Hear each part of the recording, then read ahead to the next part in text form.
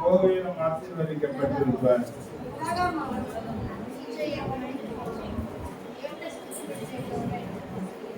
உலகமும் அதன் இச்சையும்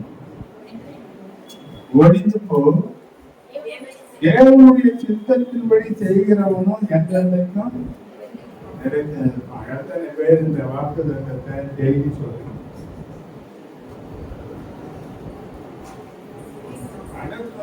தேவ சித்தத்தை செய்கிறவன் என்றென்றைக்கும் நிறைந்து நிற்பான். நான் என்ன பண்ணணும்? நடத்தி நிற்கணும். என்னை எதிர்க்கிற ஏராளமான காரியங்கள் இந்த பூமியில இருக்கு இல்லையா? என்னை விழுந்த நினைக்கிற பிரச்சனைகள் சொல்லி முடியாததாக இருக்கு. சில காரியங்கள் எனக்கு தவறுதலா இருக்கு. அப்ப நான் நிலைத்து நிற்பதற்கு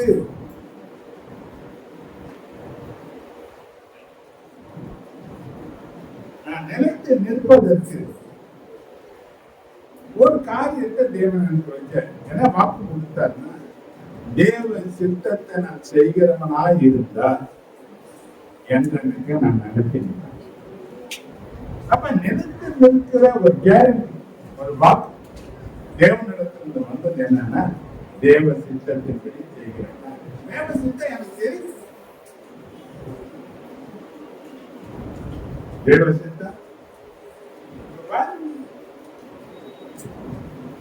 கர்த்தர் என்னை ரட்சித்தது அவரை ஆராதிப்பதற்காகத்தான். இஸ்ரவேல் ஜனங்கள் அடிமைத்தனத்துல இருந்து விடுதலை ஆக்கப்பட்டதன் நோக்கம். ஆண்டவர் சொன்னார் மோசே கிட்ட, பார்வோன் கிட்ட போய் சொல்லு, என் ஜனங்கள் எனக்கு ஆராதனை செய்ய வேண்டும். யாரை விட? என் ஜனங்களை விட்டு அவங்க என்ன பண்ணணும்? எனக்கு ஆராதனை பண்ணணும். விட்டேனா? இப்ப நாம சீக்கிரமா ஆண்டவருக்குள்ள வந்தோமா? ஆண்டவரை அறிந்து கொண்ட பிறகு எத்தனை முறை நம்மள அந்த பார்வோன் மனசு கடினப்பட்டது போல நம்ம மனசு கடினப்பட்டு வந்தோம் போனோம் இப்படி பல நிலைகளை இருக்கு. தேவன் நம்மளை விடுவித்தாரு, நம்மளை ரட்சித்தாரு. கிடையாது எதுக்கு?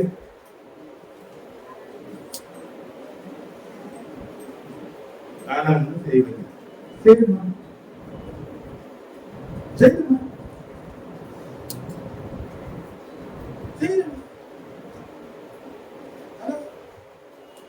பார்வனுக்கு சொல்ல சொன்னார், என் ஜனத்தை அனுப்புலன்னா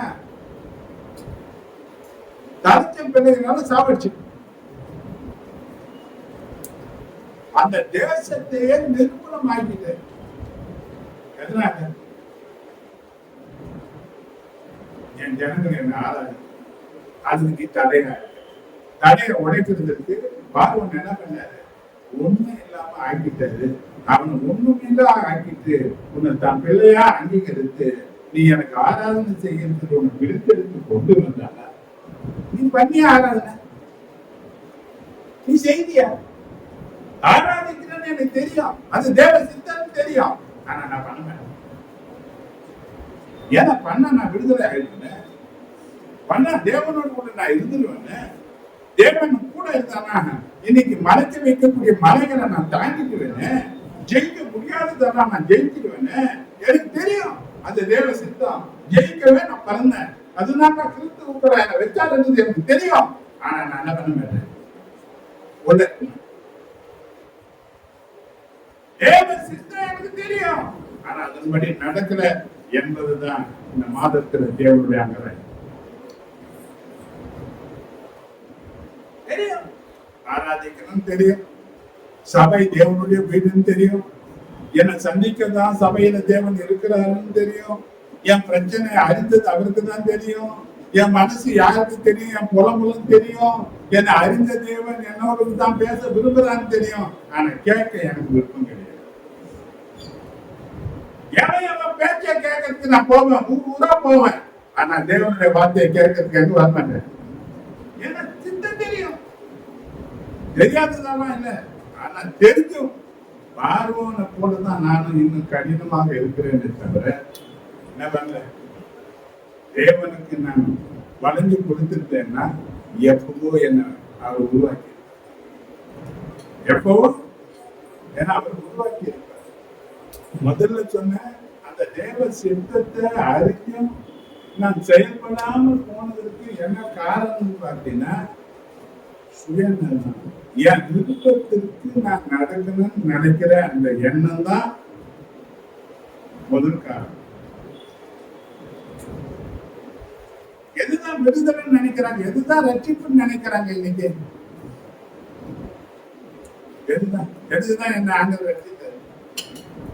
ரட்சிப்புனாவே புரியல ஜனங்களுக்கு. ரட்சிப்பினுடைய விளைக்கரை என்ன தெரியுமா? வாசித்துப்பார். எபிரேயர் 2:4 அவர் சொல்ற வார்த்தை கவனி.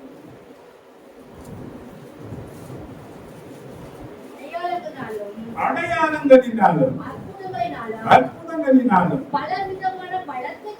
பலவிதமான பலத்த செய்கைகளினாலும் தம்முடைய சித்தத்தின்படி பகிர்ந்து கொடுத்த பரிசுத்த ஆவியின் வரங்களினாலும் தேவன் தாமே சாட்சி கொடுத்ததுமாய் இருக்கிற இவ்வளவு பெரிதான ரட்சிப்பை குறித்து எப்படி இருக்கிறார்? கவலையற்று இருப்போமானால்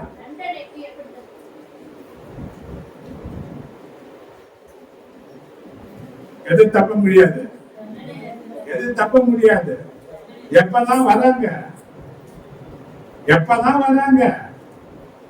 தண்டிச்சாதான் வராங்க, தடி எடுத்தாதான் வராங்க, பிரச்சனை வந்தாதான் வராங்க. ஏன்னா ஏற்கனவே தேவ சித்தத்தை தெரிஞ்சாத செய்யாம போனதுனாலதான் பிரச்சனை. இன்னைக்கு தெரிஞ்சு என்ன பண்றது இல்ல, வேலை செய்ய நல்லதுதான், வேலை செய்ய பெல் தந்தது யாரு? யார் தந்தது? சம்பாதிக்க பெல் தந்தது யாரு? இன்னைக்கு உயர்ந்த நிலையில ஒரு ஸ்தானத்துல வைக்கிறதுக்கு ஒரு உயர்ந்த மனுஷனா அவனை மாற்றத்துக்கு வேண்டிய ஞானத்தையும் மனுஷன் தயவு கொடுத்தது யாரு? இன்னைக்கு அவரை அல்லாமல் ஒண்ணும் ஒரு அனுவாசைய அது நமக்கு தெரியும். தெரியாத ஜனங்கிட்ட நான் பேசுறேன், தெரிஞ்ச ஜனங்கிட்ட. ஆனா தெரிஞ்சோம் நம்ம செயல்படுறோமா? பிரச்சனை எங்க இருக்கு? தெரியாதவனுக்கு 2 அடி, தெரிஞ்ச உனக்கு எத்தனை அடி? அதுதாங்க மத்த போட்டிங்க வாங்கி வாங்கின்ற அளவுக்கு ஆயிடுச்சு. அடி அடி வாங்கினது செய்யப்பட்டு திருப்பி செய்து வாங்கி வாங்கி என்ன ஆகி போச்சு நமக்கு?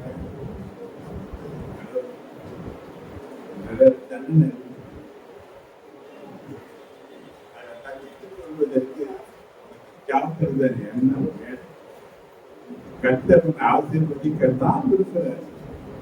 அவரால முடியாத காரியம் ஒண்ணும் கிடையாது. ஆனா தேவன் எதிர்பார்க்கிற காரியம், தேவ சித்தத்தை அறிந்து அதன்படி நீ செயல்படுவாயானால் இந்த உலகத்துல எத்தனை போராட்டமான நிலைகளை நீ சந்தித்தாலும், உன்னை தள்ளி விடுவதற்கான எத்தனை சூழ்ச்சியான காரியங்கள் நடந்தாலும், எத்தனை விதமான விரோதமான கூட்டங்கள் உனக்கு எழுப்பினாலும், ஆண்டவர் சொல்றாரு, என் சித்தத்தின்படி அவன் செய்ததுனால அவன் என்றைக்கு நடத்திருப்பான். என்றைக்கும் அவன் நடத்தி நிற்பான். அப்ப தேவ சித்தத்தின்படி செய்கிற ஒரு மனிதன் நிலைத்து நிற்பான் என்பதை நான் தெரிஞ்சா, முதல்ல நான் என்ன பண்ணணும்னா, என்னை எதற்காக ரசித்தாரோ, என்ன நோக்கத்தை வைத்தாரோ, எதற்காக எனக்கு தெரிந்து கொண்டாரோ, அதற்கு நான் என்ன பண்ணணும்?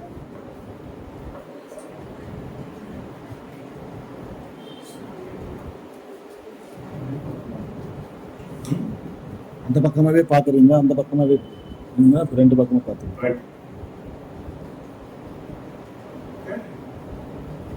இப்ப அந்த நோக்கத்தை நிறைவேற்றுவதற்காகத்தான் நம்ம தெரிந்து கொண்டோம். இதுதான் தேவன் சொன்னாரு, பரிசுத்தம் செப்பரேட்டடா தேவன் நம்மளை தேர்ந்தெடுத்தார். தேவன் நம்மள தெரிந்து கொண்டார். அப்ப நம்ம ஒரு நோக்கத்துக்காக, ஒரு பர்பஸ்க்காக நம்ம தெரிந்தெடுத்துக் கொள்ளப்பட்ட ஒரு கூட்டம். அப்ப அந்த தெரிந்து கொண்ட நோக்கம் தேவனுடைய விருப்பத்தை நிறைவேற்றுவதற்காக தெரிந்து கொள்ளப்பட்ட ஒரு கூட்டம்னா இப்ப நான் யாருடைய விருப்பத்திற்காக வாழ்ந்து கொண்டிருக்கிறேன் என்பது ஒரு கேள்வியா இருக்கு. இப்ப ஜனங்கள் என்ன நினைக்கிறாங்க, பொதுவான் பார்த்தீங்கன்னா எது ரட்சிப்பு நினைக்கிறாங்க, எதனால அவங்க விடுவிக்கப்பட்ட நினைக்கிறாங்கன்னா தான் மனம் போன போக்குல வாழ்வதற்காக நினைக்கிறாங்க. அதிகமா ஒரு நாள் கொஞ்சம் வந்து எட்டி பார்த்துட்டா போதும்.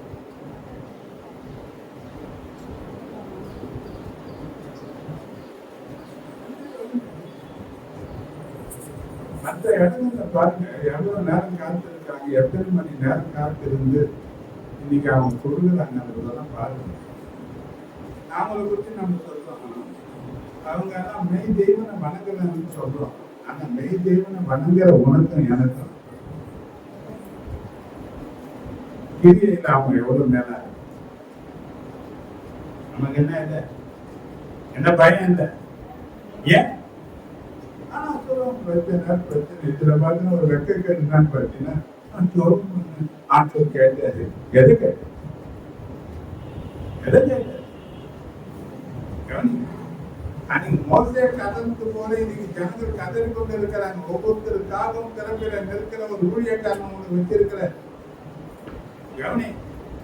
எத்தனை ராத்திரில எழுப்புறாரு, எந்த நேரத்துல அவர் கதலை வைக்கிறாரு, ஜெபிக்க வைக்கிறாரு என்பது அது தேவனுக்கும் தேவ ஊழியக்காரனுக்கும் மட்டும்தான் அது புரியும்.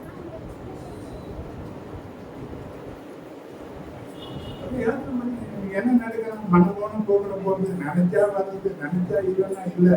இது ஏன் அப்படி செய்யணும், ஏன் செய்யணும், எது ரட்சிக்கப்பட்ட,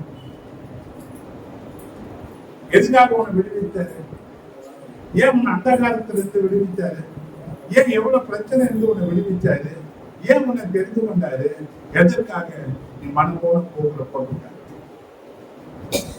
எனக்கு எப்படிதான் வாழ்ந்து கொண்டிருக்கிறோம். ஏன்னா பைபிள் சொல்லுது, மனுஷனுக்கு செம்மையாய் தோன்றக்கூடிய வழிகள் உண்டு, முடிவு மரண வழி. ஃபைனல் எங்க போய் நிக்குதுன்னு பாரு. ஆரம்பம் பெருசு கிடையாது, ஃபைனல் எங்க போய் நிக்க போற. ரெண்டாவது இன்னொரு காரியத்தை சொன்ன, இச்சைகள், ஆசை. எதை சுத்த ஆசை நமக்கு, அடுத்த வாரம் ஒரு காரியம் வரும், அடுத்த வாரம் போறோம். தேவன் என்ன பண்ணினே இருக்கிறாரு, வெயிட். யாருக்கு யாருக்கு இந்த வாரத்தையும் சேர்த்து வச்சுக்கணும், அடுத்த வாரத்தையும் சேர்த்து வச்சுக்கணும், அடுத்த மாசத்துக்கும் சேர்த்து வைக்க வருவியோ. அவர் வந்தா நீ கேட்டா அவர் விடுவிக்க, பிரச்சனையோடு வருவ. அப்படி ஜெபிக்க அவர் விடுவிக்கலன்னா ஆண்டவர் உனக்கு நல்லவர் அல்ல என்ற நிலை. தேவ சித்தத்தை செய்ய முடியாம போனதற்கு காரணம் உன்னுடைய ஆசை இச்சைகள் தான். இரண்டாவது காரியம், இச்சைகள் ஒழிந்து போகும் சொல்லிட்டாரு. இச்சைகள் அது ஒழிந்து போகும், கண்டிக்க புலப்படாம போயிடும். ஆனா தேவ சித்தம் தான் என்றைக்கு உன்னை நிலைநிற்க வைக்கும் சொன்னான். முடிந்து போகிறவைகள் மேல அல்ல, நிலை நிற்கிறவைகள் மேலேயே உன் கவனம் இருக்குமானால் எல்லாத்திலையும் நிலைத்து நிற்கக்கூடிய ஆராய்வு. உலகத்துல உபத்திரம் இருக்குன்னு தான் சொன்னார். உலகத்துல உபத்திரம் இருக்கு, நீ என்னை ஏற்றுக்கொண்டா எந்த பிரச்சனையும் இல்லை அப்படியெல்லாம் சொல்லுங்க. ஆனா சொன்ன ஆண்டவர் உபத்திரம் இருக்குன்னு சொன்ன ஆண்டவர் உலகத்தை நான் ஜெயித்தேன்னு சொன்ன. உலகத்தை ஜெயித்தவர் மூலமாக ஜெயிக்கிறதுக்காக தேவன். ஏன் ஜெயிக்கலன்னா உன் ஆசை யாரா இல்லை. இயேசுனுடைய ஆசையா இருப்பாரானால் மற்றதெல்லாம் காலில் மிதிக்கிறதா போகும். இப்ப மற்றது உனக்கு பெருசா இருக்கிறதுனால இயேசு இப்ப காலில் மிதிக்குது. இயேசுவை அசட்ட பண்ற, இலவசமா வந்த அந்த கிருபைய என்ன பண்ற, நம்ம பார்க்கணும். எனக்கு தேடி வந்தது கிருபை. நீ தேடி இருக்கிறாங்க நிறைய பேரு, அவனுக்கு கிடைக்காத ஒரு மகாபெரிய மகத்துவத்தின் ஆசீர்வாதத்தை தேவன் யாருக்கு தேடி நமக்கு நம் மகத்துவமான தேவனுடைய மகிமைக்கு சொந்தக்காரங்க. ஹலோ ஹலோ, அந்த மகிமையை செலுத்துவதற்கு, அந்த மகிமையின் பிரசனம் உள்ள தேவனுடைய பிரசன்னத்திற்குள் வருவதற்கு இன்னைக்கு நமக்கு எந்த அளவுக்கு தாங்க இருக்கு, எந்த அளவுக்கு தாங்க இருக்கு. வந்திருக்கிற எல்லாமே நம்ம வேலை வெற்றி இல்லாத ஞாயிற்றுக்கிழமை நம்ம தூக்கம் வராதா? ஞாயிற்றுக்கிழமை நமக்கு என்டர்டைன்மெண்ட் கிடையாதா? ஆனால் எதற்காக தெரிந்து கொண்டாரோ அந்த தேவன் என்னுடைய ஆசையா இருக்கிறதுனால பவுல் மாதிரி சொல்றேன், எல்லாத்தையும் நத்தன் எல்லாத்தையும் நத்தன. யாரால எல்லாத்தையும் நத்தன்னு நம்ம விட்டுட்டு வர முடியும்னா, தேவனை எல்லாவற்றுக்கும் மேலாக பார்த்து மதிக்கிறவங்களாக தான். இரண்டாவது காரியம் அது சொன்ன. மூணாவது காரியம் ஏன் தேவ சித்தத்தை செய்வது போன வாரம் சொன்னாங்க, நம்முடைய அறிவு. ஏன்னா நம்ம ஆறு தேவனுடைய ஞானத்தினால நிரப்பப்பட்டவனா தெரியல, உலக ஞானத்துல நினைச்சிட்டோம். படிக்கும் 2 டிகிரி வாங்கிட்டோம், 1 டிகிரி வாங்கிட்டோம், டிகிரி வாங்கி கைத்துல தான் தந்துட்டு கிறிஸ்தவ வாழ்க்கையில கூட 2 லெவல் பட்டேன். பட்டத்தை வச்சு என்ன பண்றது? பட்டத்தை வச்சு என்ன பண்றது? தேவனுடைய கிருபை இல்லைன்னா, தேவ வார்த்தை இல்லைன்னா நான் ஒண்ணும் இல்லை, என்ன பண்ண முடியாது. தேவனுடைய வெளிப்பாடுகளை பெற்று பட்டம் பெற்று தராது. தேவனுடைய பாதம் தான் நமக்கு எல்லாவற்றையும் பெற்று தரக்கூடியதா. அப்ப என் அறிவுல வச்சு, என் அறிவான காரியங்களில் அறிவு தப்பு நாம் சொல்லல. ஆனா ஆன்மீகத்தை நீங்கக்கூடிய அறிவு உங்களுக்கு ஆபத்து. பரவாயில்ல சொன்னேன், ஒரு மனுஷன் கிட்ட கேள்வி வச்சாங்க, 5 அப்ப 2 மீன் 5000 பேரை போஷிக்க முடியுமான்னு மற்றவங்க கேட்டாங்க. அவன் சொல்லிட்டான், அதெல்லாம் எனக்கு தெரியாது. அதெல்லாம் இந்த வார்த்தையினால நான் இடறி போகாதுன்னா தெரியும் சொன்ன நிமிஷமே அடுத்த நிமிஷம் அவனுக்குள்ள நுழைஞ்சது சந்தேகத்தினால். அந்த பேச்சு முடிஞ்சு போச்சு. அவன் பேசினாங்க, போயிட்டாங்க, ஆளுக்கு ஒரு பக்கம் போனாங்க. அவன் இன்னொரு தேசத்துக்கு போகணும்னு சொல்லி அவன் பிளைட்ல பிரயாணம் பண்ணும்போது திடீர்னு அவனுக்கு வந்து ஒரு தலைவலி. அந்த தலைவலி சாதாரணமா ஆரம்பிச்சு போக போக போக அதிக விதமான வலி வந்துடுது. அவனுக்கு ஒரு பயம் வந்துருச்சு, இந்த தலைவலியில செத்து போயிடுமோ என்ற பயம் வந்ததுனால மற்றவங்க சொன்ன அந்த வார்த்தை, இயேசு கிறிஸ்துவை சொன்ன வார்த்தைக்கு ஞாபகம் வந்தோன்னா இப்ப இயேசு கிறிஸ்துவ அவன் ஜெபிக்க ஆரம்பித்தான். ஆண்டவரே, என்னை எப்படியாவது காப்பாற்றுங்க, இந்த வலி என்னால தாங்க முடியல என்று சொல்லி பறக்கிற பிளைட்ல அவன் ஜெபம் பண்ண ஆரம்பிக்கும் போது தேவன் இறங்கி அவனை சுத்தமாக்கினார். சுகத்தை பெற்றுக்கொண்ட அவன் சொன்னான், பக்கத்துல இருந்த பேசஞ்சர் கிட்ட, இயேசு 5 அப்பம் 2 மீன் 5000 பேருக்கு அவர் போஷித்தத சிஸ்டர் நான் விசுவாசிக்கிறேன்னு சொன்னாங்க. எப்பதான் சொல்றாங்க? எப்பதான் சொல்றாங்க? இன்னைக்கு மனித அறிவு சொல்லுது, தேவனுடைய வார்த்தைக்கு மேலா போகுது. தேவனுடைய வார்த்தை சொல்லுது, தேவ பிள்ளைகளுக்காக, தேவனுக்கு காத்திருக்கிறவர்களுக்காக தேவன் அவருக்கு மெய்ஞானத்தை வைத்து வைத்திருக்கிறார்.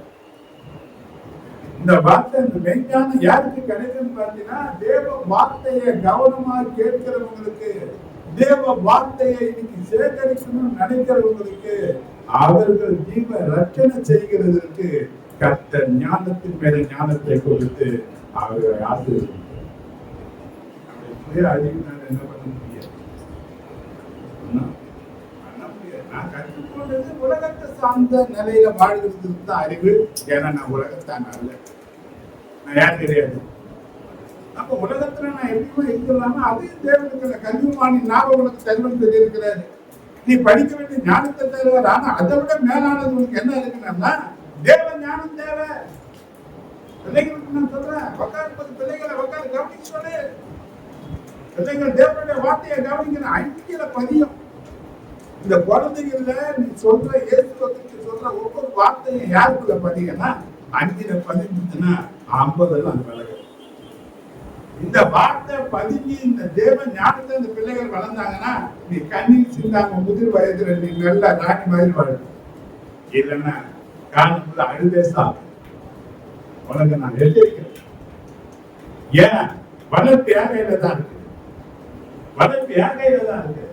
உன் பிள்ளைகளை சரியான நிலையில நல்ல நிலையில வரணும்னு சொன்னா அவனுக்கு வேண்டிய தேவ ஞானத்தை கற்றுக் கொடுக்கிற ஒரு பொறுப்பு பெற்றோர்கள் கையில தான் இருக்கு.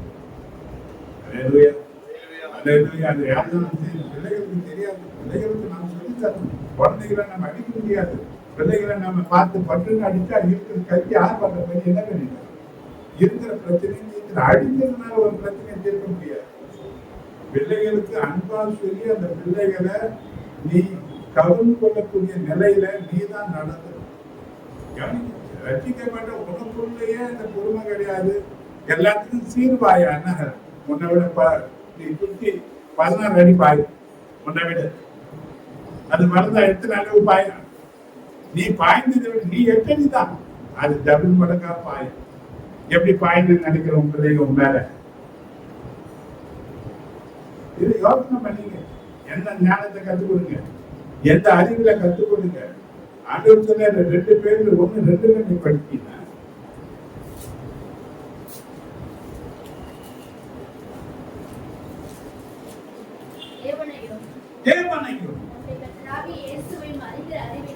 கர்த்தராகிய இயேசுவையும் அறிகிற அறிவினால் உங்களுக்கு கிருபையும் எப்போ என்ன வேணும் ஒரு மனுஷனுக்கு? அது இருந்துட்டா என்ன ஆசீர்வாதம் உங்களுக்கு? சமாதானம். முதல்ல என்ன வேணும்? இன்னைக்கு என்ன வேணும்? எவ்வளவு பிரச்சனை வந்தாலும் அந்த பிரச்சனையை மேற்கொள்வதற்கு எனக்கு சமாதானம். பிரச்சனைய சமாதானத்தை கெடுத்துடுமானால், மனம் குழப்பங்கள் உண்டாகுமானால், இருளுக்குள் என்னை நடத்திடுமானால் ஒண்ணுமே எனக்கு தெரியும். சமாதானம் தெளிவு உண்டாக்கி சமாதானம் அடுத்தது என்ன செய்யணும்ல சிந்திக்கிற திறன் உங்களுக்கு உண்டாக்கி தரும்.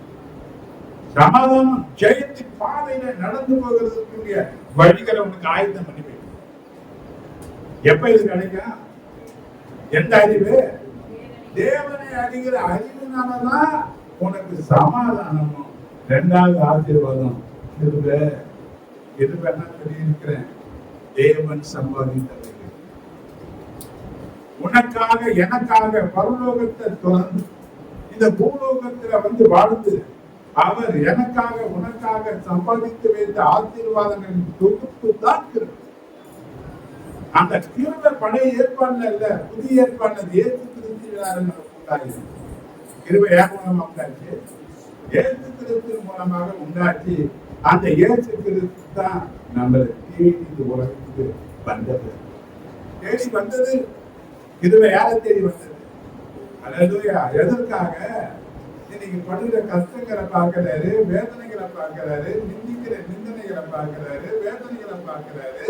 இவைகள் எல்லாவற்றையும் தன்மையை ஏற்றுக்கொண்டு தான் உனக்காக சம்பாதித்த ஆசீர்வாதங்களை கொடுத்து அழகு பார்ப்பதற்காக இந்த கிருபையாகிய இயேசு யாரை தேடி வந்தார் என்று இந்த அறிவு நமக்கு போதிக்குதுன்னா, இந்த அறிவு எப்ப கிடைக்கணும்னா கர்த்தரை அறிகிற அறிவில நீ வளரும். இப்ப எனக்கு எந்த அறிவு வேணும்? என் பிள்ளைகளுக்கு எந்த அறிவு நான் கத்துறது? ஆனால் உலகத்தின் அறிவு வேண்டாம்ன்றது என்னுடைய வார்த்தை அல்ல. ஆனா அதை விட மேலானது தேவையா? யார் அறிகிற அறிவு? யார் அறிகிற அறிவு? நான் பண்ண பிரயாசம்லாம் பிள்ளைகளுக்கு தான். நம்ம பிள்ளைகள் நல்லா இருக்கணும்ன்றதுல எந்த பெற்றோருக்கும் மாற்றுக்கிறது கிடையவே. ஆனா நல்லா இருக்கிறதுக்கு நான் காரணமா இருக்கிறேன். கொஞ்ச நேரம் நீங்க கவனிப்பாரு. கவனிங்க, நம்ம அறிவு என்ன பண்ணுது? தேவனுக்குள் வளர்க்கிற காரியத்தை செய்தா, தேவனை விட்டு விலகி போகிற காரியத்தை செய்தான்னு பார்த்தீங்கன்னா நிறைய பேர் வெளியே போனதுக்கு காரணம் என்னன்னா தன்னுடைய என்னுடைய நாலாவது இன்னொரு காரியத்துக்கு இன்னும் பேசுறதுக்கு நிறைய காரியங்கள் இருக்கு. பேசதான் எனக்கு நேரம் தெரியாது. அல்லேலூயா. இன்னொன்னு நம்ம கிட்ட இன்னொரு தன்மை என்னன்னா அவசரம். என்ன பிரச்சனை? எல்லாத்திலையும் அவசரம். அல்லேலூயா. எல்லாமே தமது சர்வாதிகார ஆளுகைக்குள் இருப்பதனால தேவன் யாருமே அவசரத்துக்கு கோபப்படுறதே இல்லை. சின்ன காரியமானாலும் பெரிய காரியமானாலும் நமது வாழ்வில் நடக்கிற காரியங்கள் அத்தனையும் தேவன் தான் நடத்துகிறார். தேவ சித்தம் இல்லாம எதுவுமே நம்மளுக்கு வாழ்க்கையில நடக்கிறதே கிடையாது. அல்லேலூயா. இவ்விதமான அறிவு தான் நம்மை பதறாது இருக்க செய்யும். நீங்க பல காரியங்களில நம்ம பதறுகிறதுனாலதான் செய்யக்கூடாதுதானே செய்து நம்ம என்ன பண்றோம்? ஏன் நிதானிக்க மாட்டோம்? ஏன் தேவனுக்கு தெரியாம? இப்ப நான் தேவனுக்கு புரியும் தானே. ஏங்க இப்ப நீங்க நல்லா கவனிக்கணும். இப்ப என்ன விலையேற பெற்ற ரத்தம் சொல்லப்பட்டது எல்லாருமே தெரிந்திருக்கிறேன். வேதத்துல ஒரு மனுஷனுடைய விலை, ஒரு மனுஷனுக்கு இப்ப சொல்லு என் விலை இந்த உலகத்தை பார்க்க விலை உயர். இப்ப நான் எப்பேற்பட்டவன் தேவனுடைய பார்வையில்? எனக்கு எந்த என்ன விலை கொடுத்து வாங்கியிருக்கிறாரு? யாருடைய ரத்தம், யாருடைய உயிர் கொடுத்து வாங்கியிருக்கிறாரு? என் உயிருக்கு என ஏற்றுக்கிறது உயிர். இப்ப நான் சாதாரண ஆள கார்த்தி தானுங்க. நானு கார்த்தி தானுங்க. கார்த்திக்கு எப்பவுமே பாதுகாப்பு இருக்குமா இருக்காது?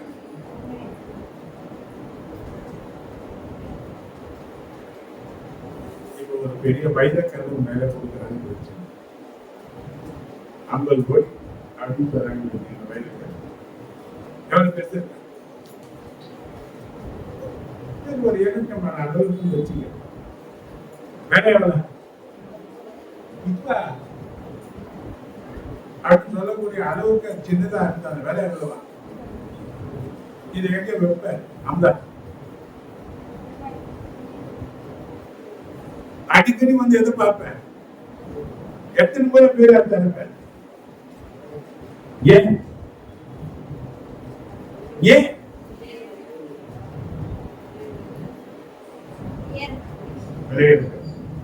விலையேற பேருக்கு எப்பொழுதும் ஒரு பாதுகாப்பு இருக்கு. நம்மள பாதுகாப்பு மீதி திரும்பி கொள்ளுங்க. தேவனுடைய பாதுகாப்புல இருந்து திருட யாரும் தேவன் பாதுகாத்தாருன்னா அந்த தொடர்புல யாராலும் முடியும். இப்ப தேவனுடைய பாதுகாப்புக்குள்ள விலையேற பெற்ற நீ இருப்பாயான உன்னை சேதப்படுத்த யாரால முடியும்? உன் வாழ்க்கையில நடக்கிற சம்பவங்கள் அத்தனையும் அவரால் அறிந்துதான் அனுமதிக்கப்பட்டதுன்னு தெரிஞ்சார். அது ஒரு நிபந்தனை இருக்கு. அதனாலதான் யோகனுடைய சரித்திரத்தை நமக்கு எழுதி கொடுத்தாரு. அப்படிதான் அவனை ஆராதிக்கிறான். அவனுக்கு உண்டான எல்லாவற்றையும் நீர் ஆசீர்வதிக்கவில்லையோ, உன் சம்பத்து தேசத்துல பெருகி போச்சு, அவன் பெரிய பணக்காரன் ஆயிட்டான், அதனாலதான் அவனை ஆராதிக்கிறான். உன் கையை நீங்க அவனை தொட்டுப்பாரு, அவன் திட்டானா இல்லையான்னு பாரு.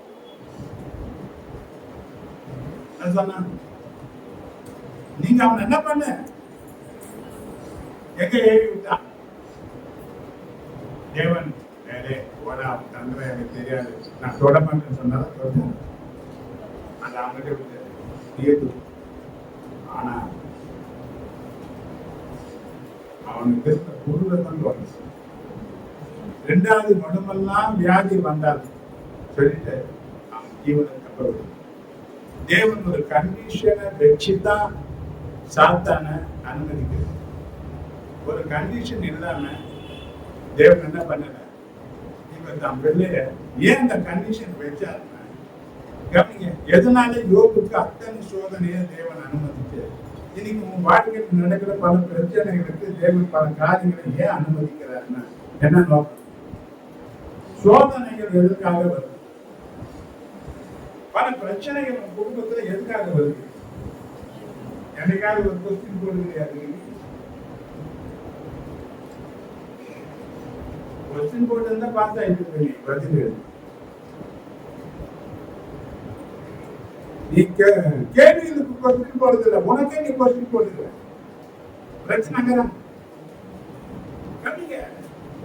இப்ப யோபுவை குறித்து ஒரு நிச்சயம் தேவனுக்கு இருந்து அவன் உத்தமன், அவன் யாரு, அவன் யாரு, அவன் என்ன தொழுது கொண்டது உத்தமமான காரியம் தான், உண்மையாதான் அவன் இருப்பான். நான் ஆசீர்வதித்ததுனால மட்டும்தான் உண்மையா உள்ளவன் கிடையாது, அவன் எப்பவுமே உண்மை உள்ளவன் என்றுதான் தேவன் யோபு ஆசீர்வதிச்சு.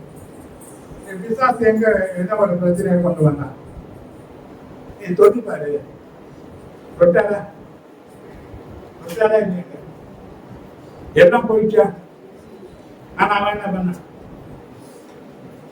அவன் என்ன பண்ண, கர்த்தர் கொடுத்தா, கர்த்தர் எடுத்தா, கர்த்தருடைய பரிசுத்தமான நாமத்திற்கு ஸ்தோத்திரம் சொல்லி வாங்கினான்.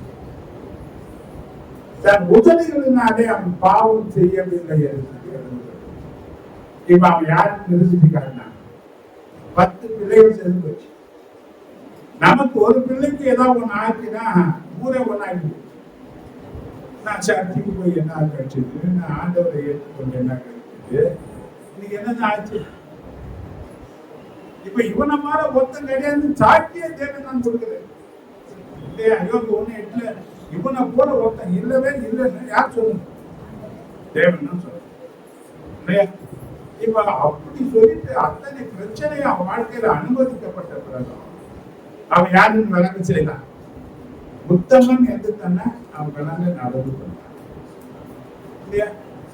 பின்னாடி பார்த்தீங்கன்னா அவன் சரீரம் முடிச்சுமா என்ன பண்ணிச்சேன், ஒரு ஆள் எந்த மனுஷன் எந்த ஆசீர்வாதத்தோன்னா எழுந்துருவான், ஆனா அவன் சரீரத்தை சொல்லுவாரு. அப்ப அவன் திட்டானா இல்லையான்னு பாரு.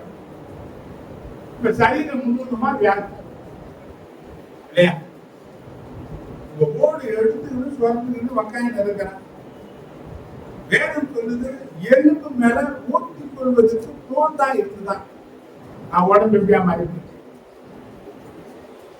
அந்த தோல் வெடிச்சு அதுல தண்ணியும் ரத்தமும் சீழும் வந்து அது மேல சாம்பலை வாரி கொடுத்து போனவனுடைய ஒரு ரூபத்தை கொண்டு சிந்தித்து பாரு எப்படி இருப்பான். சொல்றான் என் மனைவிக்கு என் சுவாசம் வேற இருக்கு, அது இருப்பாது, என் காத்து பட்டாவே பொண்டாட்டிக்கு என்ன பண்ணல, எப்படி வாழ்ந்தவங்க நகமும் சதையுமா வாழ்ந்தவங்க இப்ப என்ன சொல்றான், என் சுவாசம் என் மனைவிக்கு என்ன எப்படி இருக்கு, அவ சொல்றா செத்து போயா உண்மை என்னையா, உங்களை உத்தமத்தில் உறுதியா நிற்கிறீங்க, தேவனை தூஷித்து என்ன பண்ண எங்க வந்துட்டான் பிரச்சனை. எல்லாம் போனது கூட அவனுக்கு பெருசா தெரியல, இப்ப எது பெருசு, தன்னுடைய சதையை வேதனைப்படுத்துத எது பெருசு. அப்ப கூட அவன் என்ன பண்ண, அவர் என்னை கொண்டே போட்டார், என் உத்தமத்தை என்னை விட்டு பிறந்தேன் என்று சொல்லி உறுதியாக நின்ன ஒரு மனுஷனாக வேதத்துல நாம யோகித்து பார்க்கிறோம்னு சொன்னா இந்த சக்தியை எப்படி விளைவிச்சு தெரியுமா, தேவன் யோகிக்கு அனுமதித்த சோதனையின் மூலமாகத்தான் அவன் யோகியன், அவன் உத்தமன், அவன் உண்மையானவன் என்பதை தேவன் எல்லா ஜனங்களுக்கும் வெளிப்படுத்தும்படியாக இந்த சோதனையின் மூலமாக அவன் யாருக்கு காரணம். சோதனை என்ன பண்ண, சோதனை என்ன பண்ணுங்க, பிரச்சனை என்ன பண்ணுங்க, நீ யாருன்னு சோதனை எல்லா நிலையிலும் ஆமே நிலையில அது எல்லாரும் ஈஸியா வந்து எல்லாம் போன நிலையில கர்த்தர் எடுத்தார், கர்த்தர் கொடுத்தார், அவருக்கு தோத்திரம் சொல்ல முடியுமோ, முடியுமா, முடியும் என்பதை யோகுகார் என்ன பண்ண. இப்போ இவன் எதுலையும் அவசரப்படல, யோகு என்ன பண்ணல, அவசரப்படல, எல்லாம் யாராலதான் வந்திருக்கான், நான் அவரை பார்ப்பேன், அந்நிய கண்கள் அல்ல, என் கண்களை நான் பார்ப்பேன், என் மீட்பர் உயிரோடு இருக்கிறார் என்று அவன் இல்லையா. இப்ப நாம் என்ன பண்ணிருக்கோம், நம்ம காரியத்துல அல்லேலூயா தேவனோடு அடியெடுத்து வைக்க நமக்கு பழகா விட்டார், அவர் சித்தம் செய்யாது நம்ம விலகி போயிடுவோம். அவசரப்பட்டு நாம் அவருக்கு முந்தும் போது அவர் நம்மை பெண்ணுக்கு இழக்கவே மாட்டார். அல்லேலூயா. வேகமா போய் முட்டி மோதி நீ கத்து நிச்சயிக்கு பாட்டு இப்ப நம்மளை விட யாராவது முன்ன போனா என்ன ஆண்டவரை செய்யவே மாட்டார். நீ அவரை கிராஸ் பண்ணும்போது அவருடைய வார்த்தை மீறி நீ நடக்கும்போது என்ன பண்ண மாட்டேன். தேவன் முதல் சொல்லிட்டு நான் உனக்கு முன்ன போறேன். இந்த வசனம் சொல்லு அடி நுகத்துல நீ என்ன பண்ணாத. அப்போ நீ சிக்கிக்காதன்னு சொன்னார்னா நீ சிக்கிக் கொள்வதற்கு ஏற்கனவே ஒரு ஆளுக்கு ஆயத்தமாக்கப்பட்டது. அதை எங்க வச்சு இல்ல நீ முன்ன போக என்ன முக்கிய போது திரும்பி எங்க வருவ. நீ அவசரப்படாம தேவன் சொன்னதற்கு நீ கீழ்ப்படிந்து அவருக்கு பின்னால போவீங்கன்னா அழகா எல்லாத்தையும் தெளிவா. இப்ப நம்ம வாழ்க்கையில செதறடிச்சதுக்கு காரணம் பதறதுனால. ஏன் பதறி போனா நமக்குள்ள இருந்த அவசரம் நமக்கு உடனே ஒண்ணு நடந்தணும். எதிர்பார்த்தானே ஏன்னா என் மனம் கூட அப்படித்தான். எது இருந்தாலும் எனக்கு உடனே நடக்கணும்னு நினைக்கிறவங்க. அல்லேலூயா. ஆனா சில காரியங்களை யோசிப்பேன். எவ்வளவு காரியங்களை நான் விட்டு வரைக்கும் போயிருக்கிறேன். ஏசாயா 30வது அதிகாரம் 15 வாசித்து பாருங்க. தீர்க்கதரிசி என்ன சொல்றாங்க? நீங்கள் மனம் திரும்பி அமர்ந்திருந்தால் ரட்சிக்கப்படுவீர்கள். அமெரிக்கையும் நம்பிக்கையுமே உங்கள் பலவன் உங்கள் பெறனாய் இருக்கும். இஸ்ரவேலின் பரிசுத்தராய் இருக்கிற கர்த்தராகிய தேவன் சொல்லுகிறார், நீங்களோ அப்படி செய்ய மனதில்லாமல் அண்டர்லைன் பண்ணிக்க. நீங்களோ அப்படி செய்ய மனதில்லாமல் அப்படி அல்ல குதிரைகளின் மேல் ஏறி ஓடி போவோம் என்கிறீர்கள். அப்படியே ஓடி போவீர்கள். வேகமான வாகனங்கள் மேல் ஏறி போவீர்கள். அப்படியே உங்களை துரத்துகிறவர்கள் வேகமாய் துரத்துவார்கள். மலை உச்சியின் மேல் ஒரு கம்பத்தை போலவும் மேட்டின் மேல் ஒரு கொடியை போலவும் நீங்கிருக்க மாட்டாங்க. ஒருவன் பயமுறுத்த 1000 பேரும் 5 பேர் பயமுறுத்த நீங்கள் அனைவரும் ஓடி போவீர்கள். ஆனாலும் உங்களுக்கு இறங்கும்படி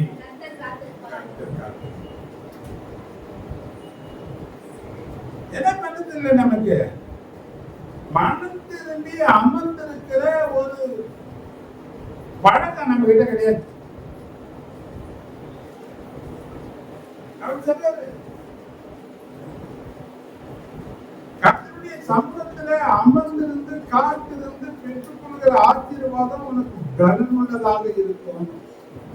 ஆனா நாம என்ன பண்ண மாட்டோம். நாமும் அப்படி செய்ய மனதில்லாமல் அப்படி அல்ல, குதிரைகள் மேல வேகமா ஏறி ஓடி போகும். வேகமான வாகனங்களுக்கு மேல ஏறி ஓடி போவோம். நீ எவ்வளவு வேகமா ஓடி அவ்வளவு வேகமா உன் பிரச்சனை உங்களுக்கு கூட ஓட்டவங்க என்ன விலகி போயிடுவாங்க. தனியா ஒரு கம்பத்தை போல தனியால அனுப்ப. ஆனா உனக்கு திரும்பி ஒரு காரியத்தை சொல்றாரு. நீ திரும்பி அந்த இடத்துல வரும்போது அவர் உங்களுக்காக இறங்கும்படி அவர் காத்திருக்கிற தேவனாக இருக்கிறார். அவசரப்படாது. நிதானி. எந்த பிரச்சனையா இருந்தாலும் தேவ சமூகத்துல உட்கார்ந்து அவருடைய ஆலோசனையை கேட்க பழகு. தேவனுடைய பாதத்துல இருதயத்தை ஊட்டிடு. எனக்கு வழி தெரியல என்று சொல்லு. நீ தேவனிடத்தில் சொல்லுவதற்கு வெட்க இவங்கெல்லாம் ஒண்ணும் கிடையாது. இன்னைக்கு சொல்ல அவரிடத்துல வெட்கப்பட வேண்டிய காரியம் ஒண்ணும் கிடையாது. ஏன்னா அவர் சொல்லி இருக்கிறாரு, மனுஷனால் கூடாததெல்லாம் தேவனால் கூடும். எவ்வளவு முயற்சிகளை பண்ணி முடியாத தோல்வியில தான் நான் எங்க வரேன். எவ்வளவு போலி பார்க்கிறேன்.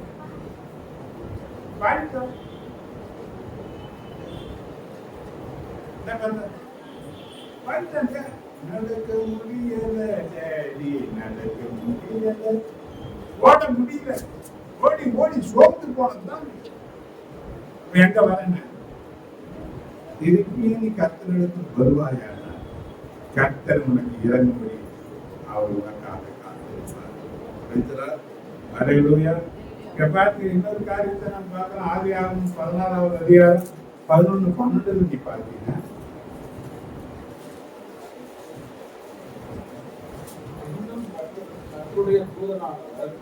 அவளை நோக்கி,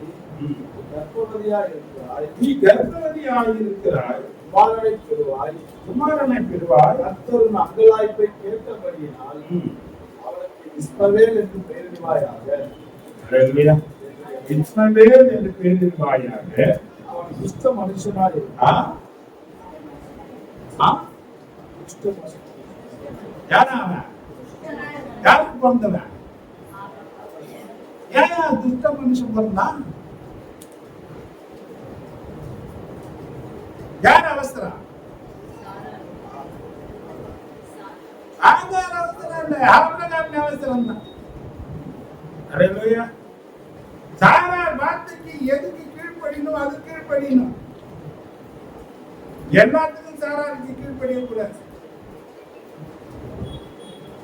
என்ன சொன்னார்? கர்த்தர் என் கர்த்தத்தை அடைத்து வைத்திருக்கிறார், என் அடிமை பெண்ணோடு கூட பிரவேசி, அவர் மூலமா என் வீடு கட்டப்படும். பார்த்தது இல்ல, கட்டிக்க வேண்டியதுல விட்ட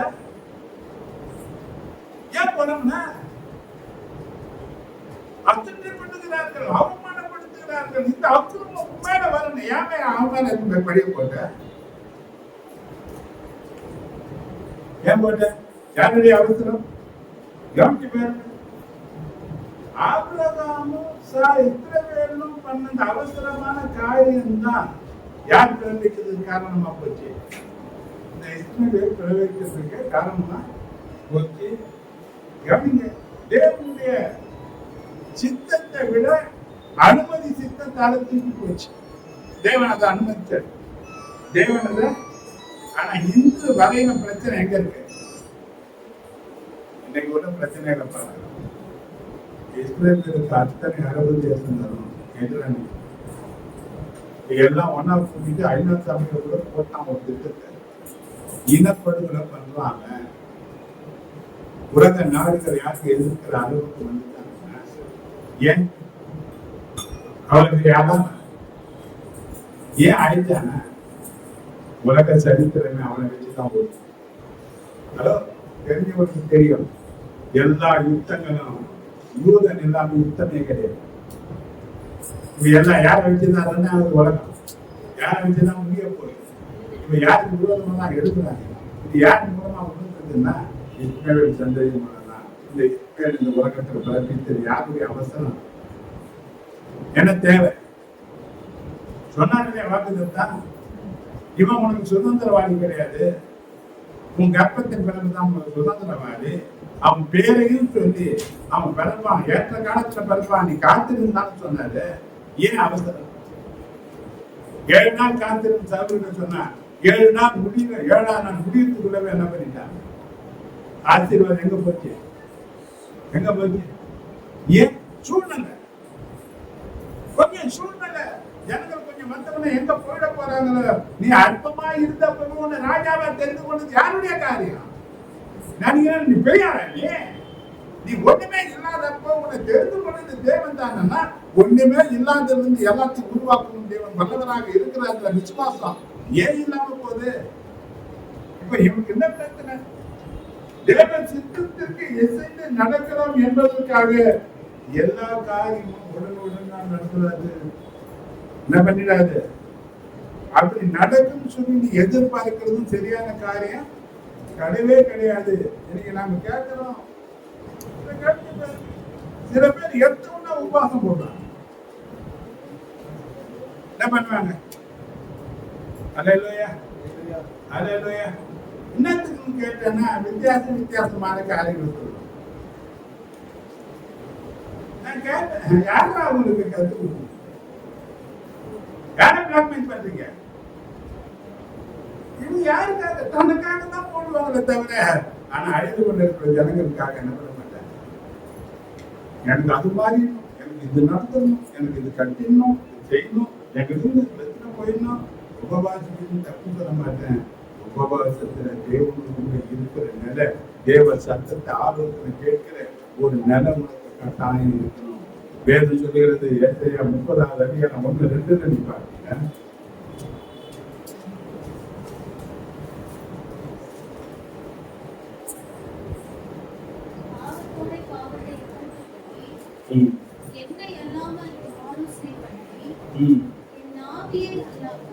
என் ஆவியை அல்லாமல் தங்களை மூடிக்கொள்ள பார்க்கிறவர்களும் என் வாக்கை கேளாமல் பார்வோனின் பலத்தினால் நலமடையவும் எகிப்தின் நிழலிலே ஒதுங்கவும் வேண்டும் என்று எகிப்துக்கு கோபுரமாகிய முரட்டாக உள்ள புத்தகத்திற்கு ஐயோ, யாருக்கு ஐயோ, யாருக்கு ஐயோ? யாருக்கு ஆலோசனை கேட்க மாட்டாங்க. தேவனை அல்லாமல் ஆலோசனை பண்ணுகிறவர்கள், ஆலோசனை யாரு இல்லை, தேவன் இல்லை. தேவனுடைய ஆவியை அல்லாமல் தங்களை மூடிக்கொள்ள பார்க்கிறவர்களும் என் வாக்கை கேளாமல் பார்வோனின் பலத்தினால் பலமடையும் எகிப்தின் உலகத்தின் நிழலில் ஒதுங்கவும் வேண்டும் என்று எகிப்துக்கு போகிறவர்கள் சொல்ற ஐயோ, வேதனை யாரு, ஆபத்து யார்? ஐயோ என்று சொல்லுங்க. ஐயோ என்று சொன்ன வேதனை, ஆபத்து. தேவ ஆலோசனை இல்லாம, தேவ வார்த்தை இல்லாம நீ செய்யற எல்லாமே ஏதோ ஒரு வேதனை, ஒரு ஆபத்து. அப்ப தேவனுடைய ஆலோசனையை கேட்கிறதுக்கு இன்னைக்கு ஜாக்கிரதை இல்லை, இன்னைக்கு பொறுமை இல்லை. எங்க உட்கார்றதுக்கு நேரம் இல்லை, எங்க உட்கார்ந்து இல்லை. என்னைக்காவது உன் பிரச்சனைக்கு ஏதாவது தீர்வுக்கு நீ எங்கேயாவது தேவ மனுஷங்களோட ஆலோசனை கேட்ட அனுபவம் இருக்கா உனக்கு? இருக்கா? நாம சொன்னதுபடி கர்த்தர் நடத்தி இருக்கிறாரா? பார்த்திருக்கிறியா நீ? நமக்கு என்ன எல்லாம் செய்து பிரச்சனை அதிகமான சொல்றாங்க. பிரச்சனை ஆரம்பத்துக்கு முன்னே நீ செய்யலாமா வேண்டாமா என்ற ஆலோசனை எங்கிருந்து வரணும்? நான் பார்த்திருக்கிறேன், பெரிய பெரிய வசதி நிறைஞ்சவங்க கூட நான் பார்த்திருக்கிறேன்.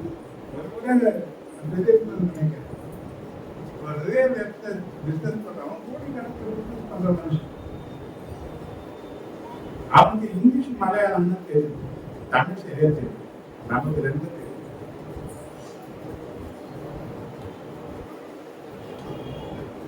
என்னை பற்றி கேள்விப்பட்டு கூப்பிட்டான். அப்ப நான் சொல்றேன், அவன் போட்ட ஏசி 10 குளிர் தாங்க முடியல. எப்படி இருக்கு அந்த ரூம்? என் உடம்பு விடவில்லைன்னு ஆளாது, எப்படா வெளியே வருவோம் நாடு அப்படின்னு அவன் கேட்கறான். சில கோடிகளை போட்டு நான் ஒரு பிசினஸ் ஆரம்பிக்கலான்னு இருக்கிறேன். உங்களுக்கு சொன்னாங்க, இந்த நடிகை மஞ்சள் முருகன் தான். நீங்க என்ன சொல்றீங்க? ஆண்டவர் உங்களை பற்றி என்ன சொல்றாரு? எங்க ஆலோசனை ஏராளமான காரியாட்கள் இருக்கிறாங்க, ஏராளமான கோடிக்கணக்கில் சொத்து இருக்கு, பணம் இருக்கு, சமுதாயத்தில் பெரிய அந்தஸ்து இருக்கு. ஒரு காரியத்தை செய்வதற்கு அவனுக்கு படிப்பு பார்த்தீங்கன்னா அந்த போர்டை பார்த்தா என்ன படிப்புன்னு என்னால சொல்ல முடியும். அந்த அளவுக்கு படிச்சிருக்கிறான்.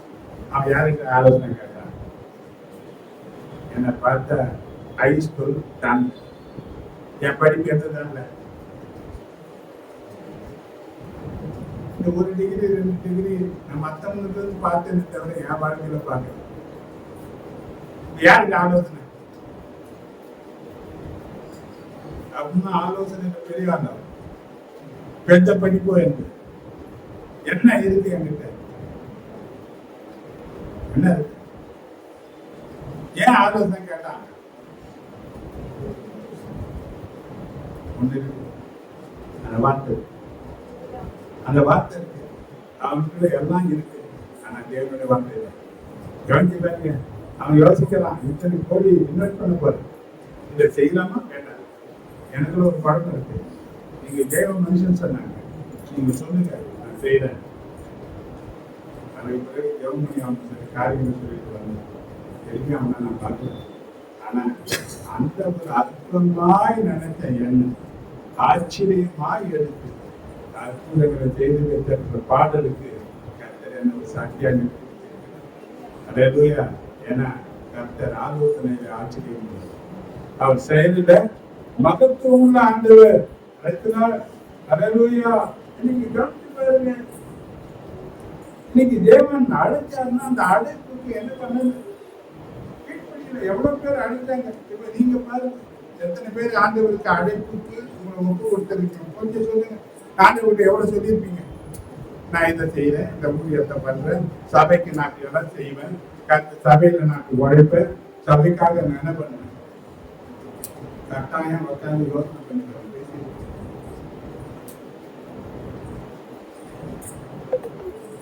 ஏன் அதெல்லாம் மறந்துட்டீங்க? ஏதோ ஒரு அவசரம், அன்னைக்கு என்ன பண்ணீங்க? சொல்லிட்டீங்க. ஆனா இன்னைக்கு அந்த அவசரம் தனிஞ்ச பிறகு வேற ஒரு காரியம் அவசரமா வந்து நிக்கிறதுனால இப்ப இது என்ன பண்ண? ஆண்டவருக்காக பிரகாசிக்கிறது சொன்னீங்க, அழிந்து போகிற ஆத்மாக்களுக்கு போக வேண்டீங்க, அழிந்து போகிற ஜனங்களுக்கு திறப்பில நெருப்பன்னு சொன்னீங்க, என்னால முடிஞ்ச ஆத்ம ஆதாயங்களை செய்வது சொன்னீங்க, டிராக்ஸ் முடிய பண்றேன்னு சொல்லியிருக்கீங்க, டிராக்ஸை எடுத்துட்டு போயிருப்பீங்க. எல்லாம் கொஞ்ச நாள் நான் என்ன பண்ணல? ஏன்? ஏதோ ஒரு காரியம். அல்லேலூயா. நல்லா கவனிச்சு பாருங்க, என்னோட காரியத்தை கவனிச்சு பாருங்க. அல்லேலூயா.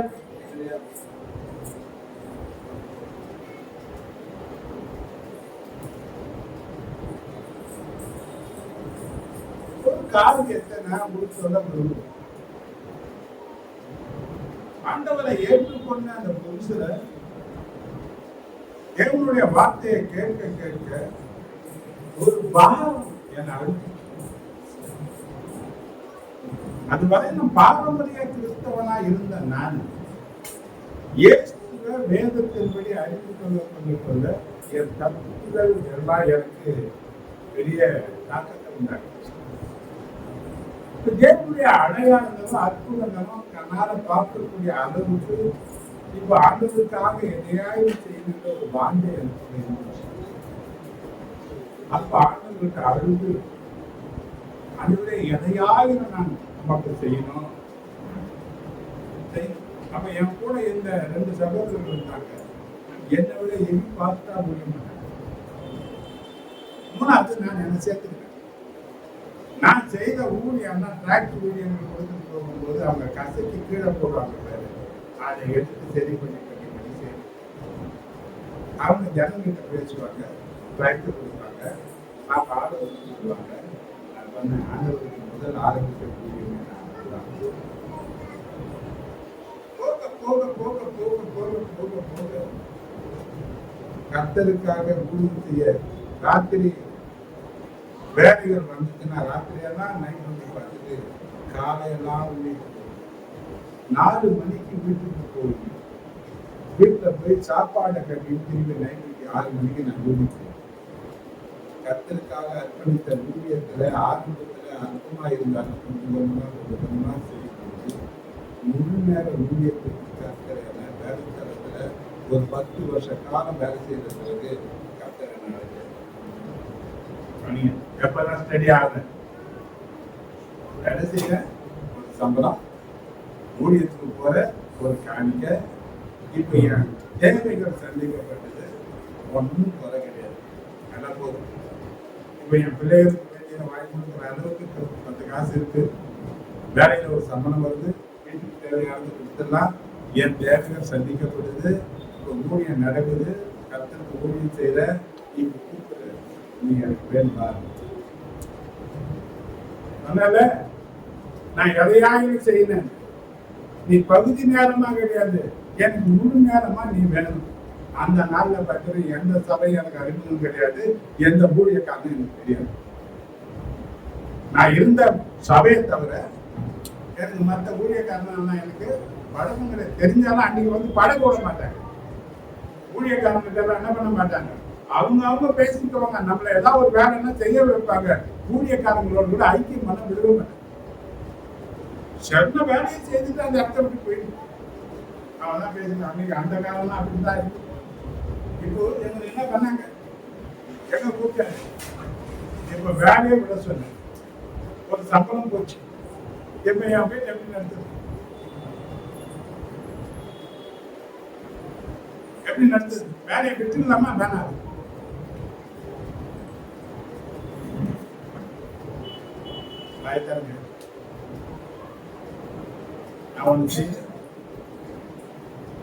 எனக்கு அந்த வார்த்தை சொன்னோடனே என் கூட ஒருத்தர் சிறந்ததான் இருந்தான். நான் வந்து சொன்னேன், நான் வேலை செய்ய மாட்டேன், ஆண்டவர் எனக்கு கூப்பிடுறாரு, நான் வேலையை நின்றுட போறேன்னு சொன்னேன். இப்போ வேலையை நின்றுட்டா வீட்டை நடத்தணுமே, ரன் பண்ணுமே, எனக்கு ஓயாத ஒழுக்கா இருந்துட்டான்னா என்னால இருக்க முடியாத. என் மனைவி கிட்ட போய் சொன்னேன், அம்மா ஆண்டவர் எப்படி சொல்றாரு, அந்த அம்மா வாயில் பறிச்சு வேலைக்கு வீட்டை யார் பார்த்துக்கலாம், யார் பார்த்துவாங்க. என் ஊழியத்தின் ஆரம்பத்துல பாதி வருஷங்கள் வந்து அவங்க என் கூட ஊழியத்துக்கு வந்ததே. கல்யாணம்னா 2 பிள்ளைகள் கல்யாணம் ஆன பிறகுதான் அவங்க எங்க கூட வந்தாங்க. அது வந்து வீட்டை பார்த்துக்கிற அத்தனை பொறுமை யார் வீட்டு தான் கவனிங்க. கொடுக்கிற சின்ன சின்ன காரியத்திலையும் கூட அவங்க கவனமா கவனிக்கிறதுக்கு வேண்டிய ஞானத்தை கண்டு கொடுத்தாங்க. அதே இந்த 25 வருஷம் ஆயிரத்தி 3 ஊழியத்துக்கு வந்தது. எத்தனை வருஷம், எத்தனை நாள் என் கருத்தை நான் சொல்லியிருக்கேன். எனக்கு பிரச்சனை இல்லையா, எனக்கு தேவையே இல்லையா, எத்தனை கடன் நான் வாங்கியிருப்பேன் என் பிள்ளைங்களுடைய கல்யாணம். யாராவது ஒருத்தர் திறந்து பாருங்க, தேவை இல்லையா, நல்லாதானே நடத்தினேன் என் பிள்ளைகளுக்கு. அவங்களுக்கு யூனிக்கு நடத்தின அந்த காரியத்தை நான் நிறைய பேர் ஆச்சரியப்பட்டேன். எனக்கு தேடி வந்தாங்க, செய்தாங்க. நீங்க எவ்வளவு செய்திருக்கிறீங்க பார்த்து நான் இதை பொருட்படுத்தினேன், அவங்களே வந்து செய்து விட்டேன். நான் போய் நான் கேட்கிறேன், அவங்களே முன்ன வந்து ஒவ்வொரு காரியத்தையும் எங்களுக்கு வேண்டியதெல்லாம் கருத்துக்கு என்ன செய்ய நினைக்கிறியோ 1000 மடங்கு கருத்து செய்யணும். யாரு செய்வாரு, அடுத்தவர் உண்மை உள்ளவர். அடுத்தவர் இன்னைக்கும் பிரச்சனை, இன்னைக்கும் பார்த்தீங்கன்னா 3 ஆபரேஷன், 3 பைபாஸ் எல்லாம் உங்களுக்கு தெரியும். இந்த 3 பைபாஸுக்கு எத்தனை லட்சங்கள் செலவாயிருக்கும் தெரியும். இந்த லட்சங்களுக்கு என் லட்சியத்தை நான் எங்க விடல, உங்களுக்கு தெரியும். ஆபரேஷன் பண்ண 20 நாள ஐயா நடுப்பு ஏறி போறீங்களா பார்த்து போக யாரு ஆனா யாருக்காக நான் எதை விட்டுருல, எதை விட்டுருல, தேவனுடைய வார்த்தையை விடல, தேவனை விடல. அவர் எனக்கு இன்னைக்கு வரணும், என்ன அவர் விடல.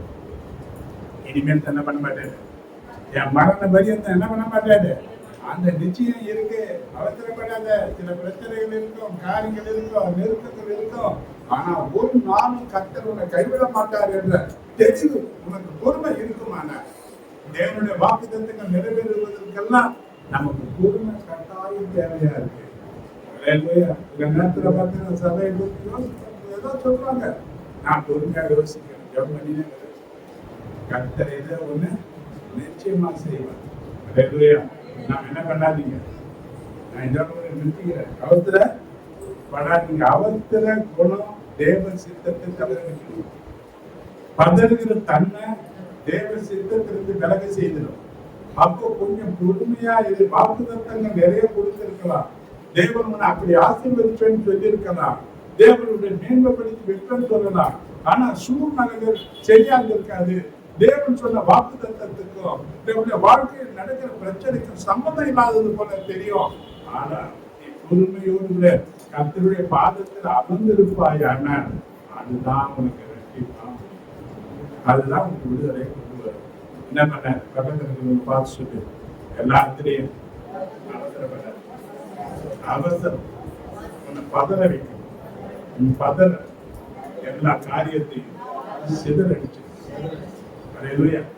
என்ன பண்ணாரு, என்ன பண்ணாரு, என்ன பண்ணாரு, பொறுமையா கர்த்தருக்கு காத்து கர்த்தர் உனக்கு ரட்சிப்பாய் மாறும். கர்த்தர் உனக்கு கர்த்தர் உன்னை ஆசீர்வதிப்பாராக. காணிக்கை கொடுத்து நமக்கு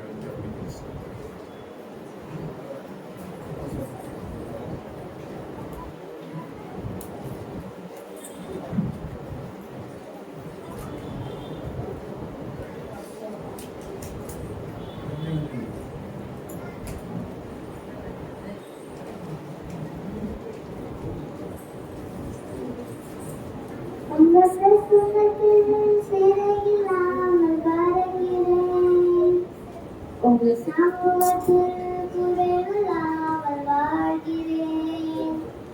உங்க பிரசன்னத்தில் சிறையில்லாமல் வாழ்கிறேன். உங்க சமூகத்தில் குறைவில்லாமல் வாழ்கிறேன். என் தஞ்சமானிலே, என் கோட்டையானிலே, என் துருக்கமானிலே, என் நண்பரானிலே, என் தஞ்சமானிலே, என் கோட்டையானிலே, என் துருக்கமானிலே, என் நண்பரானிலே, உங்க பிரசன்னத்தில் சிறையில்லாமல் வாழ்கிறேன்.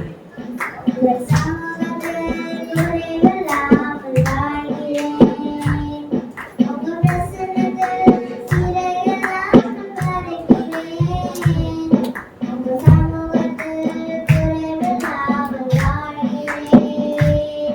உறவான என்னையே உருவாக்கும் உறவே, குறைவான என்னையே உருவாக்கும் உறவே. உறவான என்னையே உருவாக்கும் உறவே, குறைவான என்னையே உருவாக்கும் உறவே. உங்க பிரசன்னத்தில் சிறையில்லாமல் வாழ்கிறேன். உங்க சமூகத்தில் குறைவில்லாமல் வாழ்கிறேன். உங்க பிரசன்னத்தில் சிறையில்லாமல் வாழ்கிறேன். உங்க சமூகத்தில் குறைவில்லாமல் வாழ்கிறேன்.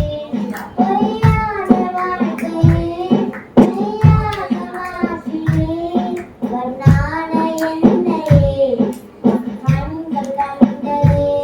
பொய்யான வாழ்க்கையை மெய்யாக மாற்றினேன். பொன்னான என்னையே கண்கள் கண்டதே. உங்க பிரசன்னத்தில் சிறையில்லாமல் வாழ்கிறேன். உங்க சமூகத்தில் குறைவில்லாமல் வாழ்கிறேன். உங்க பிரசன்னத்தில் சிறையில்லாமல் வாழ்கிறேன். உங்க சமூகத்தில் குறைவில்லாமல் வாழ்கிறேன். உங்க சமூகத்தில் குறைவில்லாமல் வாழ்கிறேன். உங்க சமூகத்தில் குறைவில்லாமல் வாழ்கிறேன். இறக்கம் நிறைந்த ஆண்டவரே, நாங்கள் கற்பிக்கிறோம். ஆண்டவரே, குறித்த நாளுக்காக நன்றி. பரிசுத்த ஆதரவுக்காக நாளாக பகுதியாக காணிக்கைக்கு ஆசைப்படுத்தி கொடுத்த ஜனங்களுக்கு ஆசைப்படுத்தி கைகளும் பிரயாசப்படுகிறார்கள். கைகள் வாங்கிய அனைவரும் கொடுக்கத்தக்கதாக கர்த்தனை ஆசீர்வாதத்தை கட்டுகிறாக. ஆண்டவரே, அநேக ஜாதிகளுக்கு கடந்த ரூபாய் வாக்கு நிறைவேற்றாங்க. இந்த பலத்த தன் கொடுத்த காணிக்கையை ஆசீர்வதித்திருக்கிறேன். எல்லாவற்றையும் இறைவன் கொண்டுவீராக.